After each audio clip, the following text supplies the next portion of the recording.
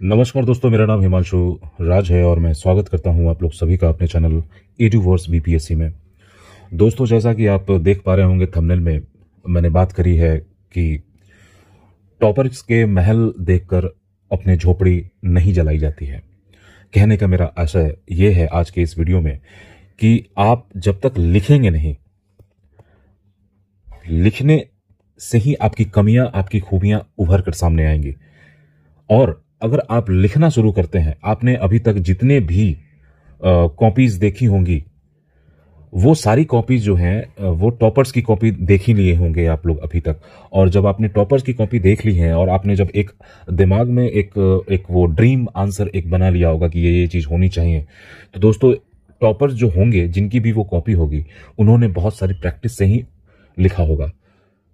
और इस चक्कर में आप डीमोटिवेट हो जाइएगा अपनी कॉपी देख के, यार मुझे लिखना नहीं आता है, यार मुझे चीज़ों को एक्सप्लेन करना नहीं आता है, वाक्य में विन्यास में दिक्कत आ रही है, मुझे वर्तनी की दिक्कतें आ रही हैं, मैं कैसे फ्लो चार्ट डायग्राम मैप नहीं बन रहा है, और कंक्लूजन ढीला रह जा रहा है, इंट्रोडक्शन ढीला रह जा रहा है, छोटा हो जा रहा है, पैराग्राफ बड़ा हो जा रहा है, मैं शब्द सीमा में नहीं रह पा रहा हूं, और तमाम सारी बेसिक दिक्कतें आपको आ रही होंगी और आप कंपेयर कर रहे हैं अपनी कॉपी को टॉपर की कॉपी से।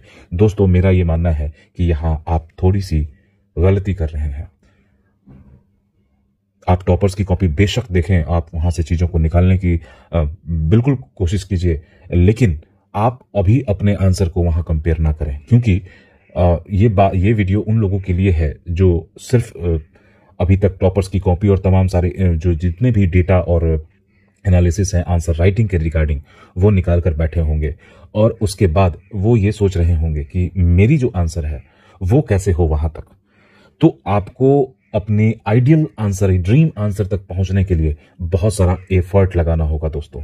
और वो जो एफर्ट है वो कुछ छोटी छोटी आदतों से होगा। एक बूंद पानी का सैलाब का कारण नहीं बनता है, ये बात आपको जाननी चाहिए।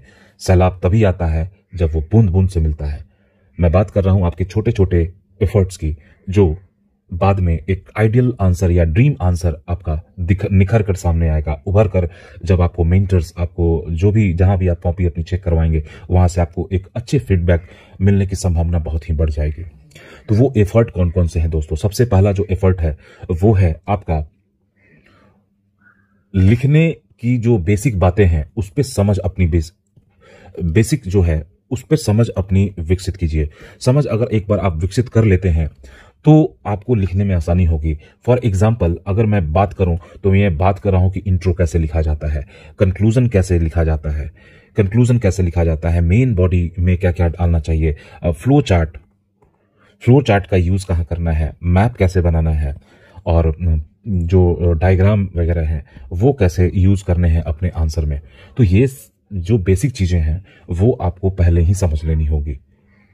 और जब आप एक बार ऐसा कर लेते हैं तो आप बहुत अच्छा आंसर लिखने की स्थिति में होंगे। अब आप जब अपने सारी चीजों को अच्छे रूप में व्यवस्थित कर लेते हैं तो सिर्फ आपको डिलीवर करना होगा।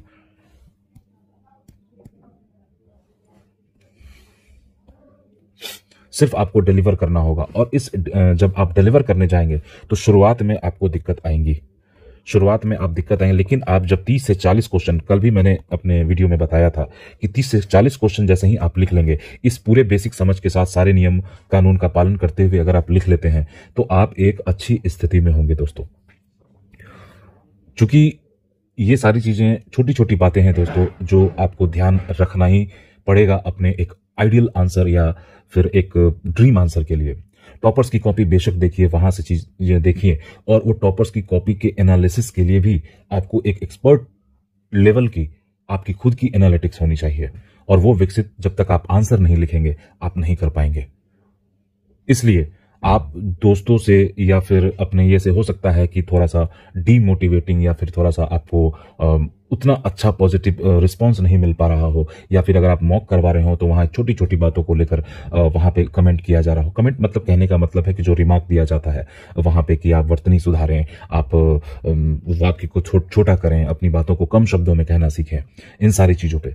तो आप जैसे ही शुरुआत कर देंगे आप खुद ही सारी चीजें को समझने लगेंगे।